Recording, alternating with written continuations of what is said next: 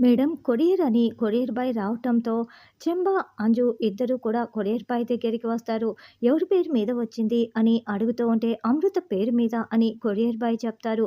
అప్పుడే అంజు పాప ఆ లెటర్‌ని చేతిలోకి తీసుకొని అమ్మో! అమ్మో! నీకేదో కొరియర్ లెటర్ వచ్చిందని హాల్‌లో నిలబడి అంజు కేకలు పెడుతూ పిలవటంతో హాల్‌లో ఉన్న అమృత అదేంటి నాకు లెటర్ వచ్చిందా అని పరుగులు పెడుతూ, టెన్షన్ పడుతూ అంజు దగ్గరికి వస్తుంది.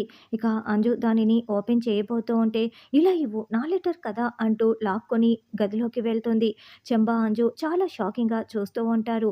అమ్ము అయితే దానిని చాలా టెన్షన్ పడుతూ చూసుకుంటూ ఉండటంతో అంజు, చెంబా ఇద్దరు గమనిస్తూ ఉంటారు. అలా అమ్ము ఆ లెటర్ తీసుకొని పరుగులు పెడుతూ గదిలోకి వెళ్ళి ఓపెన్ చేసి చదివి మళ్ళీ చాలా కంగారు పడుతూ ఉంటుంది.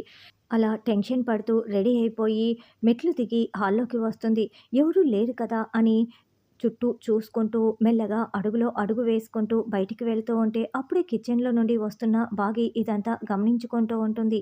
ఎందుకు అమ్ము కొత్తగా ప్రవర్తిస్తోంది అని గమనిస్తూ ఉంటుంది.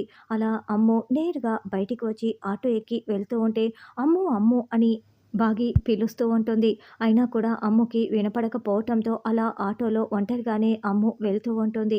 ఈ లోపల కరుణ రావటంతో బాగి, కరుణ ఇద్దరు ఆటోలో వెళ్తున్న అమ్ముని ఫాలో అవుతూ ఉంటారు.